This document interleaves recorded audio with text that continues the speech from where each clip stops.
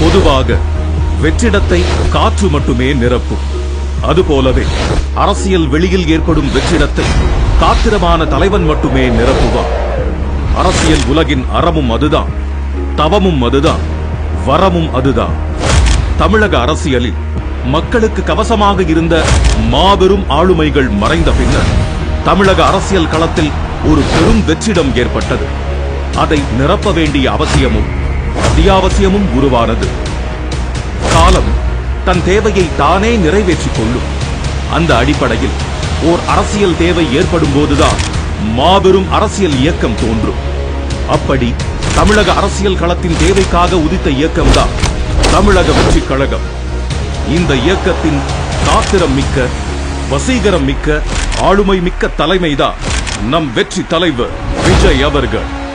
கட்சியின் அமைப்பு, தலைமை கழக நிர்வாகிகள் மற்றும் செயற்குழு உறுப்பினர்கள் 110 பேருடன் ஆலோசனை கூட்டம் நடத்தப்பட்டு அதற்கான அறிவிப்பு வெளியிடப்பட்ட அந்த நாள்தான் 2024ஆம் ஆண்டு பிப்ரவரி மாதம் 2ஆம் தேதி. அன்றே இந்திய தேர்தல் ஆணையத்திலும் அரசியல் கட்சி பதிவுக்காக விண்ணப்பிக்கப்பட்டது. தலைவர், பொதுச் செயலாளர், பொருளாளர், தலைமை நிலைய செயலாளர் மற்றும் கொள்கை பரப்பு துணை செயலாளர் என தலைமை கழகத்தின் முக்கிய நிர்வாகிகளை அறிவித்தார் நம் வெற்றி தலைவர். பாண்டிச்சேரியில் பாலியல் வன்முறைக்கு ஆளான பெண்ணுக்காக ஓங்கி குரல் கொடுத்த கண்டன அறிக்கைதான் தலைவரின் முதல் அரசியல் அறிக்கை.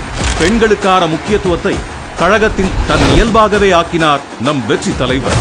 கட்சிக்கான உறுப்பினர் சேர்க்கை அணிக்கு கட்சியின் பெண் தோழர் ஒருவரையே பொறுப்பாளராக அறிவித்ததே அதற்கு சாட்சி. கட்சியில் உறுப்பினராக சேர்வதற்கு வாக்காளர் அடையாள அட்டை எண்ணும் ஆதார் எண்ணும் கட்டாயம் என்று அறிவிக்கப்பட்டது.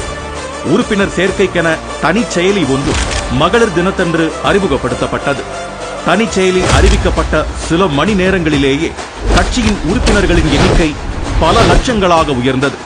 கழக உறுப்பினர்கள் பட்டியலில் இளைஞர்களும் இளம் பெண்களும் குடும்ப தலைவிகளுமே பெரும் பங்கு வகிக்க தொடங்கினர். இஸ்லாமிய சகோதரர்களுக்கு எதிரான ஒன்றிய அரசின் குடியுரிமை திருத்த சட்டத்தை கடுமையாக எதிர்த்து அறிக்கை வெளியிடப்பட்டது. சக மனிதர்களுக்கான பாதுகாப்பை உறுதி செய்யும் அரசியல் கட்சியே தமிழக வெற்றிக் கழகம். 2024ஆம் ஆண்டு பாராளுமன்ற தேர்தலில் வாக்களிப்பதற்காகவே ரஷ்யாவில் நடந்த படப்பிடிப்பில் இருந்து தாய் மண் தமிழகத்திற்கு பறந்து வந்தார் நம் தலைவர். அரசியல் நாகரிகம் போற்றும் நம் வெற்றி தலைவர் 2024ஆம் ஆண்டு பாராளுமன்ற தேர்தலில் வெற்றி பெற்ற அனைத்து கட்சி எம்பிக்களுக்கும் வாழ்த்து தெரிவித்தார். அரசியல் கட்சிகளாக அங்கீகாரம் பெற்ற விடுதலை சிறுத்தைகள் கட்சிக்கும் நாம் தமிழர் கட்சிக்கும் தன் மனப்பூர்வமான வாழ்த்துக்களை தெரிவித்தார். ஆளும் திமுக அரசின் அலட்சியமான நிர்வாகத்தால் கள்ளக்குறிச்சி பகுதிகளில் பெருக்கெடுத்து ஓடிய கள்ளச்சாராயம் எண்ணற்ற மனித உயிர்களை காவு வாங்கியது. அதை கண்டு மனம் பொறுக்காமல் உயிரிழந்தவர்களின் குடும்பத்தினரையும் உயிருக்கு போராடியவர்களையும் கள்ளக்குறிச்சி மருத்துவமனைக்கே நேரில் சென்று பார்த்து ஆறுதல் கூறினார் நம் வெற்றி தலைவர். கேடில் விழுச்செல்வமான கல்வியே கேடில்லாத சமுதாயம் உருவாக்கும். இதை உணர்ந்ததால்தான் கல்வி விருது விழாவை ஒரு அறிவு கொண்டாட்டமாகவே நடத்த தொடங்கினார் நம் வெற்றி தலைவர் அவர்கள்.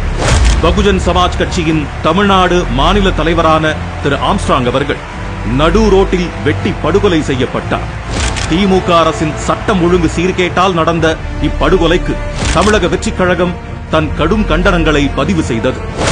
அரசியல் களத்தில் கொள்கையை உயர்த்தி பிடித்து தன் கொடியை நாட்ட விரும்பிய தமிழக வெற்றிக் கழகம் தன் தனிப்பெரும் அடையாளமான கட்சி கொடியை அறிமுகப்படுத்திய நாள்தான் 22/8/2024ஆம் ஆண்டு. அன்றே கொடி பாடலும் வெளியிடப்பட்டது.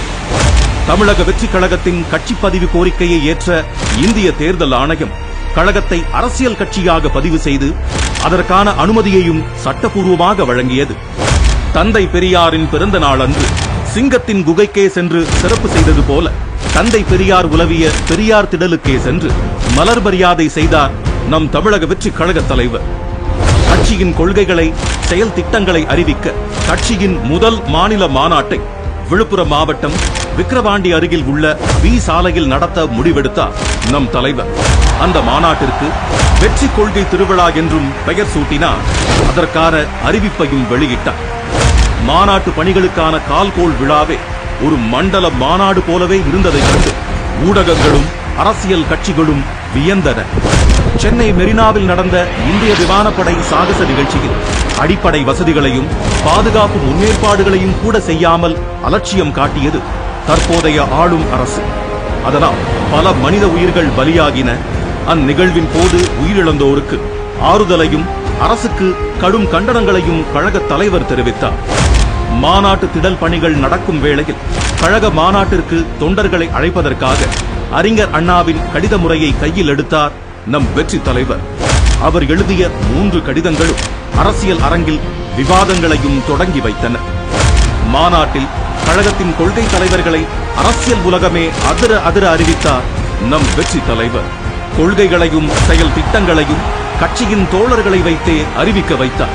தன் அரசியல் நிலைப்பாடான அதிகார பகிர்வை கட்சியில் இருந்தே தொடங்கினார். உணர்வு பூர்வமாக அமைந்த வெற்றி தலைவரின் மாநாட்டு சிறப்புரையை கேட்டு உலகமே பிரமித்தது. மாநாட்டுக்கு பிறகான மாதங்களிலும் அந்த பேச்சே பேசு பொருளாகவும் பெரும் விவாத பொருளாகவும் இருந்தது. மாநாட்டின் பிரம்மாண்ட வெற்றிக்கு நன்றி தெரிவித்து 4வது கடிதத்தையும் எழுதினார் நம் கழக தலைவர். தேசியத்தையும் தெய்வீகத்தையும் போற்றிய மாபெரும் தலைவரான ஐயா பசும்பொன் முத்துராமலிங்க தேவரின் குரு பூஜை நாளன்று அவரது உருவப்படத்திற்கு மலர் தூவி மரியாதை செலுத்தினார் நம் வெற்றி தலைவர். மாநாட்டு திடலில் திரண்டிருந்த கட்டுக்கடங்காத மக்கள் வெள்ளத்திற்கு அணை போட இயலாத சூழலில் மக்களின் பாதுகாப்பு கருதி தீர்மானங்கள் நிறைவேற்ற இயலாத சூழல் உருவானது. அதனால் மாநாட்டு தீர்மானங்களை நிறைவேற்றுவதற்காகவே கழகத்தின் செயற்குழு கூட்டம் நடத்தப்பட்டு அதில் 26 தீர்மானங்கள் நிறைவேற்றப்பட்டன. கிண்டி அரசு மருத்துவமனையில் பணிபுரிந்த மருத்துவர் தாக்கப்பட்டதற்கு தமிழக வெற்றிக் கழகம் தன் கண்டனத்தை பதிவு செய்தது. திருவண்ணாமலை பகுதியில் நிலச்சரிவின் போது நடந்த உயிரிழப்புகளுக்கு தன் இரங்கலையும் வருத்தத்தையும் பதிவு செய்தது தமிழக வெற்றிக் கழகம். அரசின் பேரிடர் முன்னேற்பாடுகளில் இருந்த தொய்வை சுட்டிக்காட்டியதோடு குட்டியும் காட்டியது. தமிழக வெற்றிக் கழகத்தின் கொள்கை தலைவர்களில் ஒருவரான அண்ணல் அம்பேத்கர் பற்றிய எல்லோருக்குமான தலைவர் அம்பேத்கர் நூல் வெளியீட்டு விழாவை விகடன் குழுமம் நடத்தியது.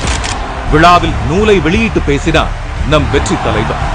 எப்போதும் போல அவரது இந்த பேச்சும் விவாதங்களை எழுப்பியது. கழகத்தின் கொள்கை தலைவர்களில் ஒருவரான அண்ணல் அம்பேத்கரை ஒன்றிய அமைச்சர் அமித்ஷா அவர்கள் அவமதிக்கும் வகையில் பேசியதற்காக கழக தலைவர் தன் கடும் கண்டனங்களை வெளியிட்டார். நம் கழகத்தின் கொள்கை தலைவர்களான தந்தை பெரியார், வீரமங்கை வேலு நாச்சியார் ஆகியோரின் நினைவு தினத்தில் அவர்களுக்கு மலர் மரியாதை செலுத்தப்பட்டது.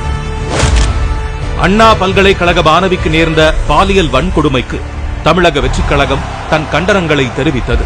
பெண்கள் பாதுகாப்பில் அலட்சியமாக இருக்கும் ஆளும் திமுக அரசை மிக கடுமையாக எச்சரிக்கையும் செய்தது. பெண் குழந்தைகள் மற்றும் பெண்களுக்கான பாதுகாப்பை வலியுறுத்த நம் வெற்றி தலைவரின் கையால் எழுதப்பட்ட கடிதம் ஒன்று தமிழகமெங்கும் பொதுமக்களிடமும் பெண்களிடமும் விநியோகிக்கப்பட்டது. அது ஏதோ மாபெரும் கொடும் குற்றம் என்பது போல நினைத்து ஆளும் திமுக அரசு நம் கழக தோழர்களை சென்னையில் கைது செய்தது.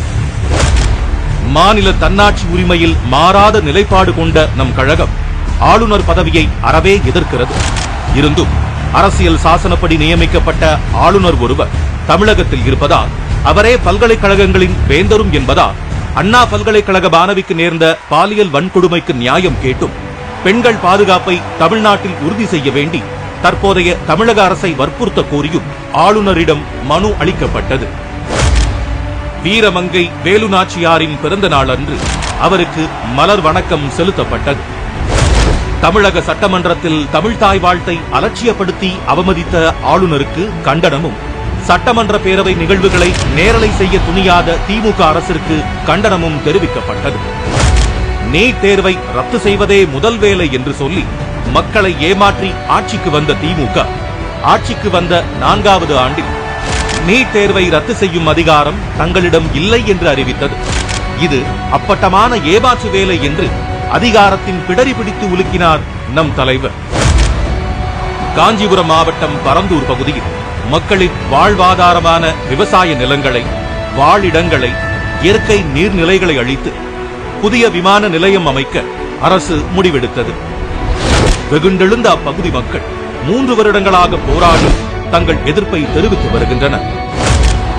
பரந்தூர் பகுதி மக்களின் போராட்ட களத்திற்கே நேரடியாக சென்று மக்களை சந்திக்க முடிவு செய்தார் நம் வெற்றி தலைவர். அரசு அனுமதி மறுத்தது. சட்டத்தை மதிக்க வேண்டும் என்பதற்காக காவல்துறை அனுமதித்த இடத்தில் மக்களை சந்தித்தார். பரந்தூரை தவிர்த்த மாற்று இடத்தில் விமான நிலையம் அமைக்க வேண்டும் என்றும் அரசை வலியுறுத்தினர். வெற்றி தலைவரின் கர்ஜனைக்கு மறுநாளே பரந்தூர் மக்கள் பாதிக்காத வண்ணம் பரிசீலிக்கப் போவதாக தமிழக அரசு அறிவித்தது. அரசியல் மைதானத்தில் தனக்கு எதிராக வீசப்படும் அத்தனை பந்துகளையும் அடித்து ஆடவும் அவசியமான வேளைகளில் தடுத்து ஆடவும் தெரிந்த இயக்கம்தான் நம் தமிழக வெற்றி கழகம். இதோ இப்போது கழகம் தன் 2ஆம் ஆண்டில் அடியெடுத்து வைக்கிறது. 2026ஆம் ஆண்டு சட்டமன்ற தேர்தலை இலக்காக கொண்டு களமாட தொடங்கியிருக்கும் தமிழக வெற்றி கழகம் அரசியல் வானில் நிரந்தரமாக ஒளிரும், தன் நேர்மையாலும் மிளிரும். இனி வரும் ஆண்டுகளிலும் நம் வெற்றி தலைவர் வழியில் செல்வோம், வெற்றி வாகை சூடுவோம். உங்க மகன், உங்க அண்ணன், உங்க தம்பி, உங்க தோழன், உங்க விஜய் களத்துக்கு வந்துட்டா. ஒவ்வொரு வீட்டில் இருக்கிற ஒரு மகனா, அண்ணனா, தம்பியா, தோழனா, உங்கள ஒருத்தனா, உறவா, நட்பா, நான் வரேன்.